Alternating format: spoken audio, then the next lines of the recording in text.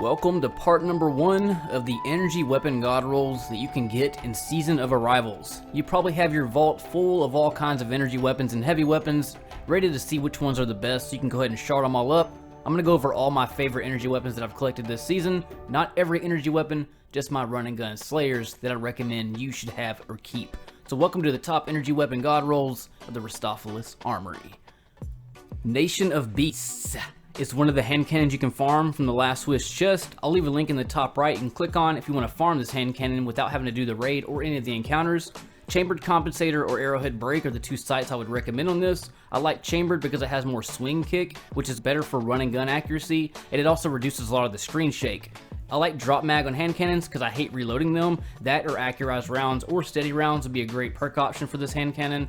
I'm even a huge fan of opening shot on this hand cannon as well, because when you're in those tough shot activities, having chambered compensators reduce screen shake on top of the opening shot, which can proc quite often, more than you think it will, really does come in handy. And then for the final slot, it does roll with explosive rounds, which I would much rather have that 8% bonus damage non-stop than I would with the damage perk, but I don't necessarily dislike the kill clip on this weapon, but I know that in in-game activity, chaining those kind of damage perks is kind of unrealistic to think that it's always going to happen, so that's why I like the explosive rounds. There's always a quality in every hand cannon that I ever main. This is why I like Better Devils the most, is because of the way that the weapon swings when you're doing those swing shots, or flick shots I'd call them. That's when you're on the move and you do joystick flicks kind of up and to the right to catch headshots. Not all hand cannons are good at this. That's the main reason that I never use spare rations, because the kick on it always lacked that specific quality in a hand cannon that I love the most, and that's why I never use it and always stuck with my Better Devils or old fashioned or steady hand sights, things like that, or even fast draw sights. And then also crossfire on old fashioned does the exact same thing. A hand cannon is a hand cannon, so I'm not going to go and show you a bunch of slay shots with a hand cannon because they're not a slayer type weapon. They're meant for crit shots or body and crit if you get the explosive round, but this hand cannon has a ton of lock on and aim assist on console. I'll give you an example of this right now. As you can see, when this target jumps in front of me, the control is automatically dragged to the target as he glides to my left. I'm not even touching my control. It just picks up the target and starts moving it where I want, and that's really good for run and gun accuracy, and that's why Nation of Beasts is on this list. So if you can get this exact roll, except with explosive rounds, I highly recommend keeping that roll. If you like sidearms, then you know why this one's on the list. If you played Iron Banner this season, you probably have a handful of these, the Fool's Remedy. If you're a PvE player like I am, in my opinion, this is the ultimate god roll you could have with it. Short spec has more range than Control SAS. Control SAS has the max stability, but I like short spec on this because it's a balance of both. And in my opinion, in PvE gameplay, this is the ultimate god roll. It's actually the same roll that's on my forward path. It comes with Flared Magwell, Pulse Monitor, and Iron Grip. Flared Magwell is going to offset the Iron Grip's lack of reload speed that it offers and trade for its excellent stability. And then you also have more stability from Flared Magwell, and then you have Pulse Monitor, which is a beast in PvE, especially on a CQC weapon such as a sidearm. I use backup mag on it because I don't really play high tier activities with this. It's more of a fun weapon, but applying backup mag is at 20 rounds, and then when you're running and gunning with Pulse Monitor, a lot of the time you'll get 40 rounds out of this, and it's just a really fun weapon to shoot. Full auto sidearms are my favorite, the rapid fire. I'm not a huge fan of burst ones. The only exception to that will be Traveler's Judgment. I didn't include Travelers on this list because I'm only including weapons that are actually dropping in the game currently, but if you still have a Rapid Hit and Shield Disorient, or Rapid Hit and Disruption Break, that's a really beast sidearm. That and Enigmas and Fool's Remedy are my 3 favorite in game right now. There's also the one that comes from Dreaming City, but it's about to retire. But when it comes to Fool's Remedy, I guess it really doesn't matter what role you have with it, whichever one you prefer, because like I said, this isn't really a max tier activity gun you're going to be maining. This is kind of just run around patrol or do legendaries or, you know, heroic mode nightfalls and just have fun basically. But that's why I put it on the list though, because even though it is a patrol weapon, it's still one hell of a weapon to shoot and insanely accurate for a sidearm, especially with Iron Grip. Before we talk about the next weapon, I just want to mention I'm not a huge fan of slug shotties, so if you're wondering why the slug shotty this season ain't on the list, the in-out, forward-out, whatever the fuck it's called, I don't even care about that gun. I think it's trash for PvE, not a big fan. But if you do get the 7th Seraph CQC-12 shotgun, it rolls with auto-loading holster and shield disorient. You can get something like rifled barrel. My favorite barrel on shotguns is barrel shroud, so you can get that, and then accurized rounds on top of it. You don't ever have to reload this weapon, so if you're doing something like Menagerie or anything that has a bunch of like solar wizards or really any solar shielded targets in general, it's excellent for those activities because you just boom, bust a shield, throw the thing back, go to your primary, and just start wearing asses out with it, because auto-loading holster is one of the best perks you can have on any shotgun, really in any kind of high tier activities, especially Grandmaster. Auto-loading holster is one of your best friends in combat pretty much, because you never have to worry about, did I reload my weapon or get in any kind of tight jams like that. It's always going to be there for you. And like I said, shield disorient lasts for 6 seconds, so you can pretty much do what you want to with any kind of target and any surrounding target, such as these Acolyte, after I busted that wizard shield. But to go back to slug shotties, you just have to be too precise with them, and I'm a 10 sensitivity player, and it's just too much of a gamble to use that kind of shotty. But moving on to the Akilo SMG V1.02, if you want to offset this weapon's lack of stability, these options are really what you need on it, because it does just that. Full bore and steady rounds bounce right off of each other. It makes this thing kick vertically and really has a lot of lock on and more magnetism when you're on run and gun activities. And this is more of, again, a fun gun for me. The only time I really use SMGs is from Master and down, really, because they're not really Grandmaster worthy when it comes to the damage type they are, and I always have to have Grave Robber on these type weapons, because if I'm being real with myself, I'm probably just going to use this as a strike weapon, and for that reason, I like to have Grave Robber on it, because I do a lot of speed killing and strikes just for fun. And one of the tactics that I always do is I start closing in by doing damage to targets, and right when I get to them with the weakened damage that I did to them, I melee them to refill it. That way I can keep my running gun pace going full blast and never have to stop to reload this weapon, because the reload on it sucks. And it's another reason why I have Demolitionist on it. So full bore, steady rounds to offset this weapon's lack of stability and magnetism. I have the ability to make cells, I've got Demolitionist, and then I've also got the Grave Robber. I also have Vorpal weapon on it too, but like I said, strike weapon, I'm going to go Demolitionist all day over Vorpal, because it's not going to be in an activity where I actually need Vorpal weapon. Arrowhead break is also going to create more vertical kick for it, and I do like arrowhead break on it, but if I want to get the max amount of stability to range ratio, I'm going to put those two combination of perks on it, and that's the best combo that I've had so far that actually made me go, wow, this gun's really accurate now.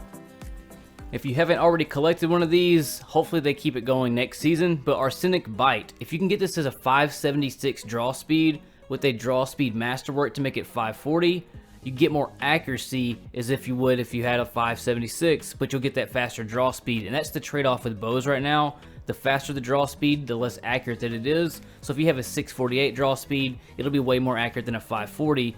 But if you can get it with polymer string or straight fletching, with the draw speed masterwork, try to get that 576. That way you get a little more accuracy, and then delayed explosive and rampage.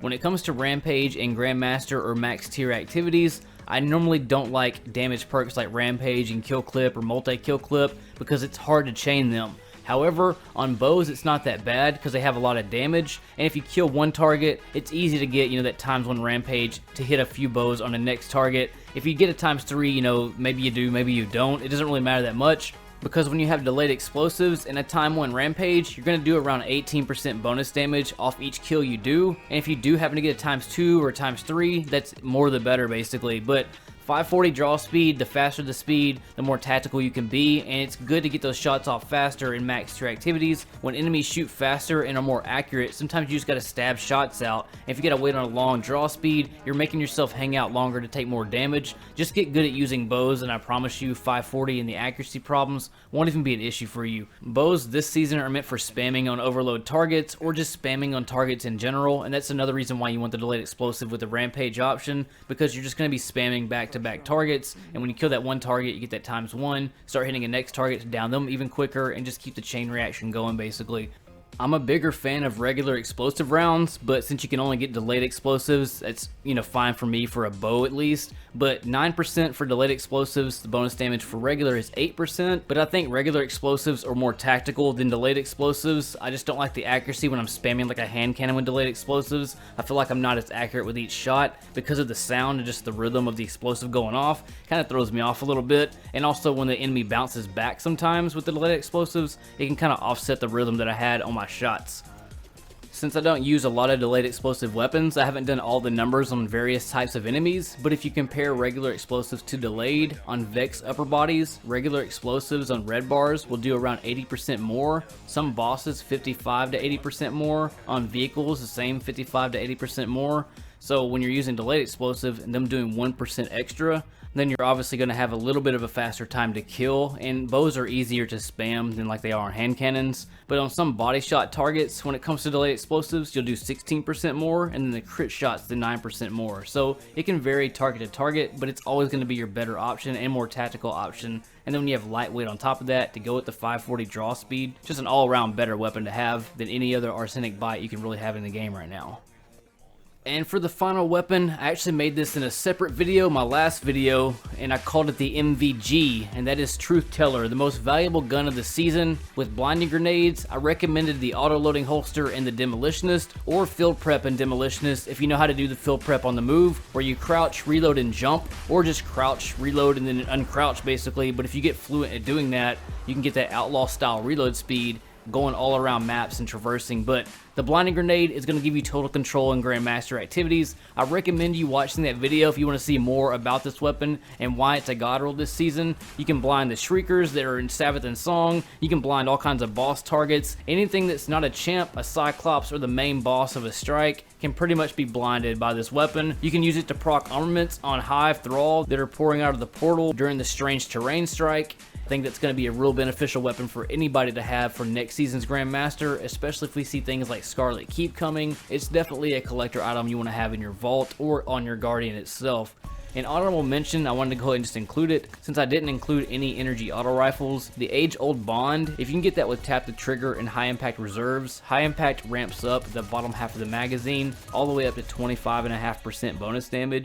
But if you calculate the average amount of damage you're doing out of that bottom half mag, it's going to be around 18 to 20%. It also has a ton of range, a lot of lock-on accuracy. I also tested it against Zen Moment versus the Tap the Trigger. Tap the Trigger was still a lot better than Zen Moment. It actually let you focus fire and stay on crit shot more often. But stay tuned for part number 2, where I'm going to go over all the top fusion rifles of this season, because you noticed that I didn't include any in part 1 series. It's because I wanted to show and teach a few things about fusion rifles in the next video that ended up making this video be around 22 minutes long. So I thought it'd be best just to cut it in half. Let me know what you think in the comments below. Do you think that I missed a weapon? Is there any other weapons that maybe I could have put on here? Let me know what you think below. But in the next video, like I said, we're going to go over some more weapons, some more fusion rifles that'll help me complete the series for the energy weapons, and then we'll move on to heavy weapons before this season comes to an end.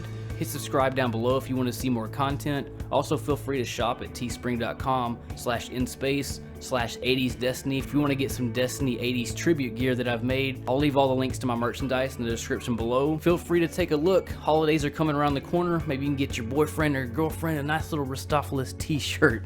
But anyways, Guardians, I appreciate you being a part of this community and growing in this game to get ready to beast out next season. Don't forget to hit that like button and also share this with your friends. You can also hit the applaud button if you'd like to leave a tip for this video, or join the Beast Squad by leaving a paypal.me/Rustopholis donation, which will enlist you in the Beast Squad on all my videos to be featured in. And also stay tuned on the day of Beyond Light, because I'm going to be revealing my Gambit the Pinata build, which is going to allow you the fastest Gambit Reaper build at launch. So definitely stay tuned to that. Beast Squad actually already has early access to that, so if you did join the Beast Squad down below by clicking the join button, you can already have that build and start building it to get ready for the launch of Beyond Light. But you Guardians, take it easy. Thanks for all your time, and I'll see you all in the next video next time. In space. I've had better days and I've had